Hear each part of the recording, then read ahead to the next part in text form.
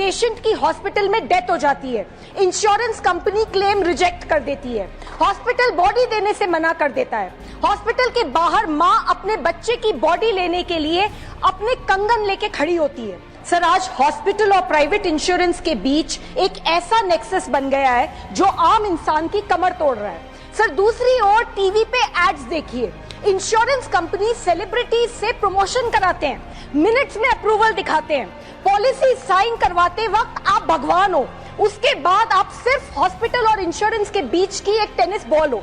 Admit होते ही TPA में पता चलता है कि आपकी कंपनी तो ब्लैक लिस्टेड है, पहले पे करो उसके बाद रिइंबर्समेंट होगा। मान लो क्लेम फाइल हो भी गया, आप डिस्चार्ज वाले दिन भी एक कागज के लिए पूरा दिन बैठे रहते हो, बिलिंग चलती रहती है। आप इंश्योरेंस कंपनी को कॉल करो, आधा घंटा उनकी कॉलर ट्यून सुन के होल्ड पर बैठे रहो, हर बार नया कॉलर एजेंट, हर बार पूरा इशू दोबारा समझाओ, फिर भी क्लेम रिजेक्ट। महीनों तक इंश्योरेंस ऑफिस और हॉस्पिटल के बीच के चक्कर काटो। सर, IRDAI के मुताबिक 2024 में 26,000 करोड़ के इंश्योरेंस क्लेम्स रिजेक्ट हुए हैं, जो कि पिछले साल से लगभग 20% ज्यादा है।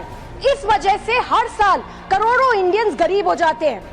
आज देश के बड़े हॉस्पिटल्स और इंश्योरेंस कंपनीज ज्यादातर विदेशी प्राइवेट इक्विटी ने खरीद ली हैं। Hospitals deliberately bills policy limit के हिसाब से बढ़ाते हैं। अगर पॉलिसी 10 लाख की है तो बिल भी 10 लाख का होगा, और अगर 5 लाख की है तो उसी बीमारी के इलाज का बिल 5 लाख का होगा। सर, फॉरेन प्राइवेट इक्विटी के लिए पेशेंट नहीं, रॉ मटेरियल है, जिससे उसको 3 से 5 साल के अंदर 25% रिटर्न्स कमाने ही है। सर, एक कंपनी जो ऑनलाइन इंश्योरेंस का आज 93% मार्केट शेयर होल्ड करती है, अब हॉस्पिटल्स में भी इन्वेस्ट कर रही है। एक ही कंपनी इंश्योरेंस भी बेचेगी, हॉस्पिटल में एडमिट भी करेगी और क्लेम्स भी प्रोसेस करेगी। There is no regulatory wall here. Sir, India के दिव्यांग नागरिक तो इस सिस्टम से पूरी तरीके से बाहर है। 80% के पास हेल्थ इंश्योरेंस है ही नहीं, अप्लाई किया तो भी बिना किसी एक्सप्लेनेशन के सीधा rejection. Sir, this is discriminatory and illegal. I demand 1, सरकारी हॉस्पिटल्स की हालात सुधारे जाने चाहिए और हॉस्पिटल, प्राइवेट हॉस्पिटल्स के प्रोसीजर्स के रेट्स का नेशनल शेड्यूल बनाना चाहिए, सख्ती से लागू होना चाहिए।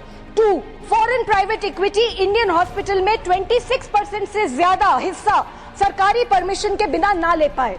3, रेगुलेशन लाओ against the same insurance company owning hospitals as well. 4, ghost and inflated billing पर क्रिमिनल केस होना चाहिए।